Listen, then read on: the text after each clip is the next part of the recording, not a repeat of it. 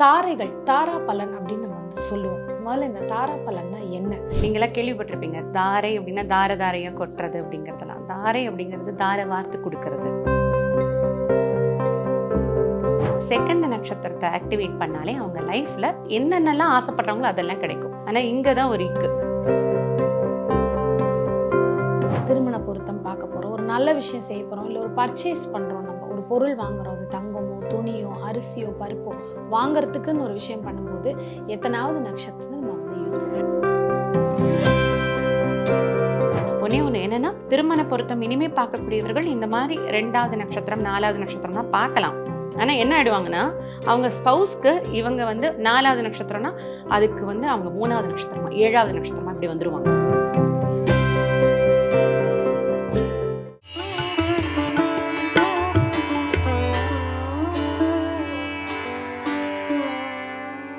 பிரணவ மந்திரம் நேயர்களுக்கு அன்பு வணக்கம். நம்மளோட சேனல்ல தொடர்ந்து வாஸ்து, ஆன்மீகம், ஜெமாலஜின்னு சொல்லி நிறைய பதிவுகள் பார்த்துட்டு வரோம். அந்த வகையில ரெய்கி ஹீலிங் மற்றும் அஸ்ட்ராலஜி பத்தி நமக்கு ஒரு தெளிவான விளக்கம் கொடுக்கறதுக்காக ரெய்கி ஹீலர் மற்றும் அஸ்ட்ராலஜர் பத்மபிரியா பிரசாந்த் மேம் நம்ம கூட இணைஞ்சிருக்காங்க. மேம் வணக்கம்.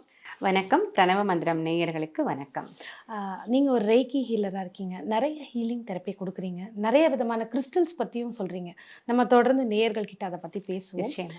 முதல்ல வந்து நம்ம ஆஸ்ட்ராலஜிக்கலாக போயிடலாம். கண்டிப்பா. இப்போ வந்து 27 நட்சத்திரங்கள் இருக்கு. அது எல்லோருக்குமே தெரியும். 12 ராசிகள், நவகிரகங்கள். இந்த 27 நட்சத்திரத்தில் பிறந்தவங்க அப்படிங்கும்போது அவங்களுக்கு ஆக்டிவேட் பண்ணணும் அப்படின்னா, அதாவது தாரைகள், தாரா பலன் அப்படின்னு நம்ம வந்து சொல்லுவோம். முதல்ல இந்த தாரா பலன்னா என்ன? அதை நம்ம எப்படி ஆக்டிவேட் பண்ணணும் அப்படிங்கிறத நேயர்களுக்கு ஒரு தொகுப்பா. கண்டிப்பாமா. இது வந்து நிறைய எவ்வளோ தடவை பேசினாலும் இதை பற்றி நிறைய விஷயங்கள் புதுசு புதுசாக நம்ம சொல்கிறதுக்கு ஆவலாக இருக்கும். அதுபோல் பார்த்திங்கன்னா தாரை அப்படிங்கிறது நீங்களாம் கேள்விப்பட்டிருப்பீங்க. தாரை அப்படின்னா தார தாரையாக கொட்டுறது அப்படிங்கிறதெல்லாம். தாரை அப்படிங்கிறது தார வார்த்து கொடுக்கறது. தாரைனா அள்ளி கொடுப்பதுன்னு அர்த்தம். நட்சத்திரத்துக்கு தாரைன்னு பேர். இப்போ 27 நட்சத்திரத்துக்கும் ஒவ்வொரு நட்சத்திரத்தும் அவர்களுடைய பிறந்தது அந்த பிறந்த நட்சத்திர தாரை அப்படின்னு சொல்கிறது. அப்போ 27 நட்சத்திரத்தை 9 தாரைகளாக பிரிச்சிருக்காங்க. அப்போ 3 சீக்வன்ஸ் வரும். ஒரு 9 ஒரு 9 ஒரு 9. அவர்கள் பிறந்த நட்சத்திரத்துக்கு உண்டானது இந்த ஜென்மத்து நட்சத்திரத்துடைய தாரை. அதுக்கு அடுத்த வரக்கூடிய 9 சீக்வன்ஸ் இருக்கு இல்லையா, அது வந்து அனுஜென்மம், அடுத்த பிறப்பு. நம்ம எதற்காக போக போகிறோம், என்ன பண்ண போகிறோம் அப்படிங்கிறதுக்கு உண்டான சீக்வன்ஸ். அதுக்கு அடுத்த 9 அப்படின்னு இருக்கோலே அது வந்து முந்தின ஜென்மத்துது. திரிஜென்ம நட்சத்திர தாரை. அதாவது புனர்ஜென்மத்துக்கும் முன்னாடி ஜென்மத்தை சொல்லக்கூடியதா? இந்த ஜென்மத்துக்கு முன்னாடி ஜென்மம். ஓகே. அனுஜென்மம்ங்கிறது நெக்ஸ்ட். ஓகே. இந்த 3rd சீக்வன்ஸ் வந்து நம்மளுடைய முன்னாடி ஜென்மம், பூர்வ ஜென்மம் சொல்கிறோம் இல்லையா, ஆமா. அதோடைய கனெக்டிவிட்டி. ஓகே. இப்போ ஒருத்தர் பிறந்திருக்காங்கனாலே இந்த ஜென்ம நட்சத்திரத்தோடைய அவங்களோட வீட்டில் அவங்க மகனோ மகளோ இல்லை ஒய்ஃப் ஹஸ்பண்ட் யாராக இருந்தாலும் அது இந்த ஜென்மத்தில் கனெக்டிவிட்டி. இதே அடுத்த ஒரு 9 நட்சத்திரோட சீக்வன்ஸ் இருக்கு இல்லையா, அதில் இருந்தாங்கன்னா அடுத்த ஜென்மத்துக்கு இவர்களால் அவங்க கிடைக்க போகக்கூடிய பாக்கியங்கள் அல்லது அவங்க கிடைக்க போகிற கதி அப்படின்னு சொல்லலாம். ஓகே. இன்னொரு இந்த 3வது செட் இருக்குல்லையே, அந்த பின்பக்கமாக இருக்கிறது, அதாவது அந்த 18லேருந்து 19லேருந்து 27 வரைக்கும் இருக்கக்கூடிய அந்த நட்சத்திர சீக்வன்ஸ் வந்து போன ஜென்மத்தோடைய கனெக்டிவிட்டி. உதாரணத்துக்கு அஸ்வினிலேருந்து ஆயில்யம் வரைக்கும் முதல் 9 நட்சத்திரங்கள் ஃபர்ஸ்ட் செட்டுன்னு எடுத்துக்கலாம். அது வந்து நம்மளுடைய இந்த ஜென்மாவை பற்றி சொல்கிறது. அதாவது அஸ்வினியில் பிறந்தா அது ஆயில்யம் வரைக்கும், பரணியில் பிறந்தா அவங்களுக்கு மகம் வரைக்கும். இது போல் ஒவ்வொன்றுத்துக்குமே அவங்க நட்சத்திரத்துலேருந்து 9 எண்ணிக்கணும். ஓகே. இதுதான் அந்த அந்த ஜென்மத்துடைய நட்சத்திர தாரை. ஓகே. இதை வச்சு நம்ம வந்து பூர்வ ஜென்மத்துடைய தொடர்புடைய நபர்களா இல்லை இனி அடுத்த ஜென்மத்துக்கு நம்ம என்ன மாதிரி நிகழ்வுகளை நம்ம வாங்கிறதுக்கு என்ன நமக்கு பிராப்தம் விதிச்சிருக்கோ அது செய்வதற்காக அவங்க நம்மக்கிட்ட வந்திருக்காங்களா அப்படிங்கிறது எல்லாமே நமக்கு தெரியும். ஓகே. இதில் வந்து நிறைய விஷயம் சொல்கிறாங்க. அதாவது சாதகத்தாரை, மித்திரத்தாரை, இப்படி நிறைய விஷயம் சொல்கிறாங்க. நமக்கு பண வரவு அப்படின்ற ஒரு விஷயத்தை கொடுக்கக்கூடிய தாரை என்ன? ஏன்னா முதல்ல எல்லாருமே எதிர்பார்க்கறது செல்வந்தன் ஆகணும், பணம் சம்பாதிக்கணும் அப்படின்னு. ஆனால் அதை எப்படி கரெக்டாக வந்து நம்ம அப்ரோச் பண்ணணும் அப்படிங்கிறது தெரியாது. ஸோ ஃபஸ்ட்டு இதுலேருந்து நம்ம போயிடலாம். கண்டிப்பாக. பொருள் இல்லாருக்கு இவ்வுலகம் இல்லை. ஏன்னா எல்லாருமே அதுதான் பேஸ். அதுக்கப்புறம் தான் அடுத்தது. இதில் சாட்டிஸ்ஃபை ஆயிட்டாங்கன்னா அடுத்தது நமக்கு போக ஆரம்பிப்போம். அப்போ அதற்கு கொடுக்கக்கூடிய தாரை அப்படின்னு பார்த்தீங்கன்னா, ஒவ்வொருத்தரும் பிறந்த நட்சத்திரத்திற்கு 2வது நட்சத்திரம். ம். இப்போ ஒருத்தர் வந்து மூல நட்சத்திரத்துல பிறந்திருக்காங்கன்னா, அவங்களுக்கு பூராட நட்சத்திரம் தான் அவர்களுடைய சம்பத்து தாரை. 2வது நட்சத்திரத்துக்கு பேர் வந்து சம்பத்து தாரை. சகல சம்பத்தியும் வாழ்க்கையில என்னென்ன வேணும்? அதிர்ஷ்டம் வேணும், நல்ல மனைவி மக்கள் வேணும், நமக்கு நினைச்சதெல்லாம் நடக்கணும், எல்லாமே பணவரவு நல்ல திருப்தியா இருக்கணும். இப்படி எல்லாத்தையும் கொடுக்கக்கூடியதுன்னா சம்பத்து தாரை. அதை வந்து செகண்ட் நட்சத்திரத்தை ஆக்டிவேட் பண்ணாலே அவங்க லைஃப்பில் என்னென்னலாம் ஆசைப்படுறாங்களோ அதெல்லாம் கிடைக்கும். ஆனால் இங்கே தான் ஒரு இக்கு என்னன்னு பார்த்தீங்கன்னா, அந்த இடமானது மறைவு ஸ்தானமாக இருக்காமல் இருக்கணும். ம். 6, 8, 12 மறையக்கூடாது. அதே போல் பார்த்தீங்கன்னா, ஒருவேளை திதி சூன்யத்தில் மாட்டிடக்கூடாது. அப்படி மாட்டியிருந்ததுன்னா எனர்ஜி கிடைக்காது. நீங்கள் ஆக்டிவேட் பண்ணிட்டேன்னு சொல்லுவாங்க. உதாரணத்துக்கு நான் சொல்கிறது வந்து மூல நட்சத்திரமே நம்ம சொன்னோம். இப்போ பூராட நட்சத்திரம்னு வச்சுக்கோங்களேன். அவங்க ஒருவேளை ஏகாதசி திதியில் பிறந்திருந்தாங்கன்னா, தனுசும் மீனமும் திரிசூன்யம் ஆக்டிவேட் பண்ண எனக்கு வரவே இல்லைம்மாங்க. இதெல்லாம் பார்த்து கரெக்டாக இன்னும் பண்ணாங்கன்னா, அப்போ என்ன பண்ணணும்னா அந்த அனுஜென்மம் இல்லைன்னா திருஜென்மத்தை பிடிக்கணும். அதனுடைய எண்ணிக்கை மேம் இது 2வது இடம். 2, 11, 20. 11ங்கிறது அடுத்த ஜென்மத்து அனுஜென்மத்துடைய தாரை. 20ங்கிறது முந்தின ஜென்மத்துது. என்னை பொறுத்த வரைக்கும் என்னென்னா, திரிஜென்மம் சொல்லக்கூடிய முந்தின ஜென்மத்து இருக்கு இல்லைங்களா, அந்த 19லேருந்து வர சீக்வன்ஸ் இருக்கு இல்லையா, அதை வந்து இந்த ஜென்மத்துக்கு அடுத்தது அதை நம்ம யூஸ் பண்ணோன்னா, ஏன்னா போன ஜென்மத்தில் நம்ம பழக்கப்பட்டதுங்கிறதுனால அது சீக்கிரமாக நமக்கு ஹெல்ப் பண்ணும். ஓகே. அதனால் அதை நான் வந்து யூஸ் பண்ண சொல்லுவேன். ஓகே. இப்போ நம்ம ஆக்டிவேட் பண்ணுறோம் அப்படின்னா உதாரணத்துக்கு எந்த மாதிரி ஆக்டிவேட் பண்ணணும் அவங்க? நான் வாழ்வியல் பரிகாரம் சொல்லுவேன், நட்சத்திர குறியீடுகள் சொல்லுவேன், அதற்குரிய பொருட்கள் சொல்லுவேன். இது போல் நிறைய விஷயங்கள் இருக்குது. குறியீடு அப்படின்னா என்னன்னு பார்த்தீங்கன்னா, இப்போது ஸ்டார் கான்ஸ்டலேஷன் சொல்லுவோம் இல்லையா, இப்போது ஒரு நட்சத்திரம்னா ஒரு நட்சத்திரம் மட்டும் கிடையாது. ஒரு நட்சத்திரத்துடைய ஒரு 4, 5 நட்சத்திரங்கள் ஒவ்வொன்றுத்துக்கும் 2 இருக்கும், 3 இருக்கும். அதை நட்சத்திரத்துடைய கூட்டு தான் ஒரு நட்சத்திரம் நம்ம சொல்லும். உதாரணத்துக்கு பார்த்தீங்கன்னா, சதய நட்சத்திரம்லாம் 100கணக்கான நட்சத்திரங்கள் சேர்ந்தது, ஒரு கொத்து போல் இருக்கக்கூடியதுன்னு சொல்லுவோம். அதுபோல் அந்த நட்சத்திரத்துடைய வடிவம் வானத்தில் எப்படி பிரதிபலிக்குதுன்னு நமக்கு ஒரு இமேஜ் கொடுத்துருக்காங்க, அழகாக ஆராய்ச்சி பண்ணி கொடுத்துட்டாங்க.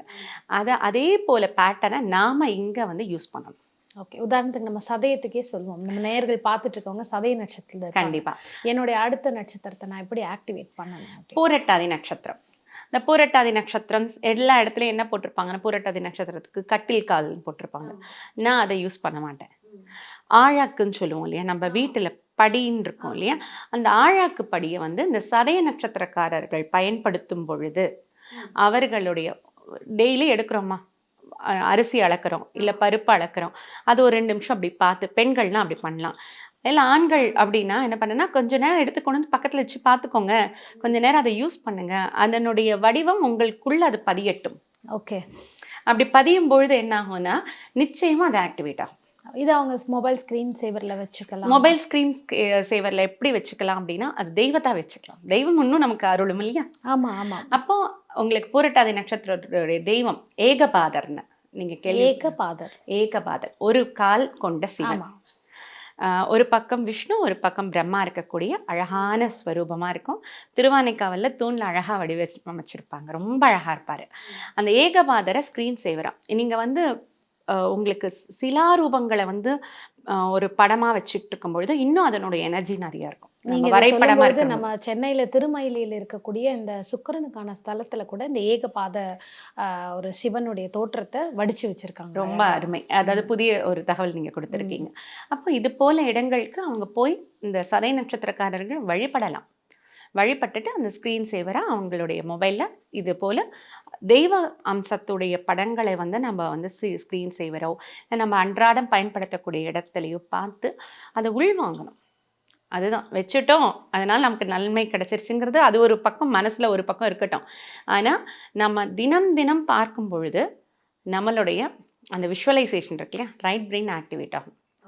அப்போ நிச்சயமாக கிடைக்க வேண்டிய சம்பத்து கிடைக்கும். ஓகே. இது சம்பத்து தாரை பற்றி சொன்னீங்க. அடுத்தது இந்த மித்திரத்தாரை சாதகத்தாரை அப்படிங்கிறாங்க. அப்படின்னா என்ன, அது எத்தனாவது நட்சத்திரத்தை குறிப்பிடுது, அதை நம்ம எப்படி ஆக்டிவேட் பண்ணணும்? வரிசையாகவே பார்க்கலாமா? இப்போ 2 சொல்லிட்டோம். 4வது நட்சத்திரம் சொல்லுவோம் இல்லையா, காரிய சித்தின்னு சொல்லுவோம்.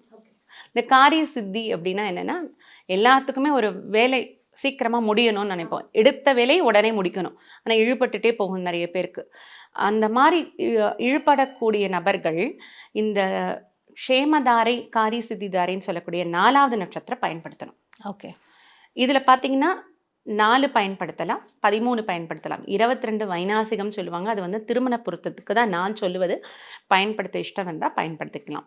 அப்போ 4, 13, 22வது நட்சத்திரத்தை நீங்கள் காரிய சித்தி நட்சத்திரமாக எடுத்துக்கொண்டு அதிலே ஒரு புதிய முயற்சி நீங்கள் செய்துட்டு வந்தீங்க. இதனால் லாங் பெண்டிங் இருக்கக்கூடிய விஷயத்தை செய்தீர்கள் என்றால் நிச்சயமாக அது பூர்த்தியடையும். காரிய சித்திக்காக 4, 12, 22வது நட்சத்திரத்தை நம்ம யூஸ் பண்ணிக்கலாம். ஆமாம். அடுத்ததாக இப்போ வந்து ஒரு திருமண பொருத்தம் பார்க்க போகிறோம், ஒரு நல்ல விஷயம் செய்ய போகிறோம், இல்லை ஒரு பர்ச்சேஸ் பண்ணுறோம், நம்ம ஒரு பொருள் வாங்குறோம், அது தங்கமோ துணியோ அரிசியோ பருப்போ வாங்குறதுக்குன்னு ஒரு விஷயம் பண்ணும்போது எத்தனாவது நட்சத்திரத்தை நம்ம வந்து யூஸ் பண்ணிக்கலாம்? 2 யூஸ் பண்ணலாம், 4 யூஸ் பண்ணலாம், 9 யூஸ் பண்ணலாம். ஓகே. இந்த 6 எதுக்கு யூஸ் பண்ணணும்னா சாதகதாரையாக யூஸ் பண்ணலாம். லாங் பெண்டிங் உங்களுக்காக இருக்கு இல்லையா, அதாவது ரொம்ப நாள் ஆசை எனக்கு வீடு கட்டணும், அது ரொம்ப தள்ளி போயிட்டே இருக்குது அப்படின்னு சொல்ல லாங் பெண்டிங்கான விஷயம். குறுகிய காலத்துலாம் நீங்கள் 4வது நட்சத்திரத்தை வச்சு பயன்படுத்தலாம். ரொம்ப நாள் நீங்கள் எதிர்பார்த்து கொண்டு இருக்கக்கூடிய விஷயங்கள் எல்லாம், சில பேருக்குலாம் 5 வருடங்கள் 10 வருடங்கள் கழித்து குழந்தை பாக்கியத்துக்காக காத்துட்ருக்காங்களே, இவர்கள் எல்லாம் என்ன பண்ணலாம், இந்த 6வது நட்சத்திரத்துக்குரிய தெய்வத்தை வணங்கி கொண்டு வரலாம். ஓகே. அப்போ அவங்களுக்கு அந்த சாதகமான சூழ்நிலை உருவாகும், தெய்வ கடாட்சம் கிடைக்கும், குலதெய்வத்தின் அருள் பரிபூர்ணமாக கிடைக்கும். நம்ம வந்து நமக்கு ஆகாத ஒரு தாரை, அதாவது இந்தந்த நட்சத்திரத்தை அவாய்ட் பண்ணிடலாம் ஒரு நல்ல விஷயம் பண்ணுறதுக்கோ, இல்லை ஒரு திருமண பொருத்தம் மெயினாக பார்க்கும்பொழுது இந்தந்த நட்சத்திரத்தை அவாய்ட் பண்ணிட்டு பார்க்கலாம் அப்படின்னா எந்த மாதிரி? திருமண பொருத்தத்துக்கு நிறைய கேட்டகரிஸ் இருக்குது. நிறையா உங்களுக்கு எடுத்த உடனே அந்த நட்சத்திரத்தை மட்டும் வச்சு சொல்ல முடியாது. நட்சத்திரத்தை பொருத்தம்னே இருக்குது, 10 பொருத்தங்கள். நான் அந்த நட்சத்திரத்தை பொருத்தங்களை வந்து நான் ஒரு 30% தான் நான் யூஸ் பண்ணுவேன். முக்கியமாக இருக்கக்கூடிய தினம், ஸ்ரீதீர்க்கம், ரஜ்ஜு, யோனி பொருத்தம், இது போல் பொருத்தங்களுக்கு மட்டும்தான் அது மகேந்திரம், ராசி இந்த மாதிரிலாம் இருக்கக்கூடியதை மட்டும்தான் நான் அதை எடுத்துப்பேன். மற்றபடி அதை ஜாதக கட்டத்துக்கு தான் அனலைஸ் பண்ணுவேன். ஒன்று என்னென்னா, திருமண பொருத்தம் இனிமேல் பார்க்கக்கூடியவர்கள் இந்த மாதிரி 2வது நட்சத்திரம் 4வது நட்சத்திரம் தான் பார்க்கலாம். ஆனால் என்ன ஆயிடுவாங்கன்னா, அவங்க ஸ்பௌஸ்க்கு இவங்க வந்து 4வது நட்சத்திரம்னா அதுக்கு வந்து அவங்க 3வது நட்சத்திரமா 7வது நட்சத்திரமா இப்படி வந்துடுவாங்க. ஓகே. அப்போ அவங்களுக்குள்ள ஒரு கிளாஷஸ் வரும்ல, அதுக்கு அப்படி பார்க்கும்போது பேலன்சிங் நட்சத்திரம்னு ஒன்று இருக்குது, அதை பிடிச்சிடணும். இது வந்து திருமண பொருத்தத்துக்கு நிச்சயமாக யாராக இருந்தாலும், திருமணம் மட்டும் இல்லைங்க, குழந்தை பிறந்துருச்சு வீட்டில், அந்த குழந்தை அம்மா அப்பா 2 பேருக்கு யாருக்கு ஒருத்தருக்கு தான் சாதகமாக இருக்குது, 2, 4, 6ல் இருக்காங்க, இல்லை எனக்கு வந்து 3வது தாரையாக இருக்காங்க, 7வது. இந்த காலத்தில் குழந்தைங்கிறது பெரிய பாக்கியமாக இருக்கும்பொழுது அந்த குழந்தைய வந்து வெறுத்துடக்கூடாது. அது ஏதோ ஒரு பர்பஸ்க்காக நமக்காக வந்திருக்காங்கங்கும்பொழுது அதை அப்படியே அக்செப்ட் பண்ணிக்கணும். அதற்கு ஈக்குவலாக இருக்கக்கூடிய தாரையை நம்ம யூஸ் பண்ணிடணும். எந்த ஒரு உறவு சார்ந்த எந்த நபரையோ இல்லை நான் எந்த நண்பர்களையும் தாரையை பார்த்து நான் சேர்த்த மாட்டேன். வந்துட்டாங்கன்னா அப்படியே அக்செப்ட் பண்ணிப்பேன். இது என்னுடைய இது. அதுக்கேற்ற மாதிரி நாம் வந்து அந்த தாரா பலனை பேலன்ஸ் பண்ணிக்கிறதுக்கு அந்த தாரை யூஸ் பண்ணுவேன். எனக்கு ஒருவேளை 3வது நட்சத்திரக்குரிய நபர் வந்துட்டாங்கன்னா 2வது நட்சத்திரத்தை நான் ஆக்டிவேட் பண்ணிடுவேன். அப்போ அவங்களுக்கு அது ஒரு முன்னாடி நட்சத்திரமாக இருக்கும், அவங்களுக்கும் ஹெல்ப்பாக இருக்கும், எனக்கும் ஹெல்ப்பாக இருக்கும். இது போல் ஒரு குழந்தை பிறக்குது அப்படின்னா, 3வது நட்சத்திரத்தில் ஒரு குழந்தை பிறக்குதுன்னா, ஒருத்தர் 2வது நட்சத்திரத்தை ஆக்டிவேட் பண்ணாலே அந்த குழந்தைக்கும் உங்களுக்குமான பந்தம் ரொம்ப அழகாக பலப்படும். அதே போல் தான் கணவன் மனைவியோட ஒற்றுமையும். ரொம்ப அழகாக சொன்னீங்க. அதாவது ஒரு நெகட்டிவாகவே ஒரு விஷயத்தை நம்ம யோசிக்க வேண்டாம், அதுக்குள்ளே இருக்க பாசிட்டிவிட்டி எடுத்து எப்படி நம்ம அதை ஆக்டிவேட் பண்ணலாம், ஒரு ஹாப்பியாக மாற்றலாம்.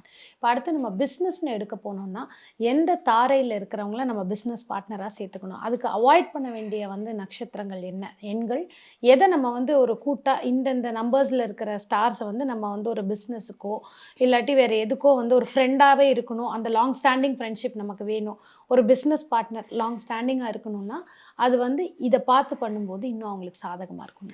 நல்ல கொஸ்டின். ஏன்னா நிறைய பேர் லாக் ஆகிறது இந்த கூட்டு தனியாக தொழில் செஞ்சிட்ருக்கிற வரைக்கும் அவங்களோட தொழில் நல்ல வளர்ச்சியில் இருக்கும். ஆமாம். திடீர்னு யாராவது ஒரு பார்ட்னராக சேர்த்துட்டோம் அப்படிங்கும்பொழுதே அது லைஃப் பார்ட்னரே கூட அந்த தொழில் பார்ட்னராக சேர்க்கும் பொழுது கூட சில பேருக்கு அது வந்து ப்ராப்ளம் ஆகிறத நான் பார்த்துருக்கேன்.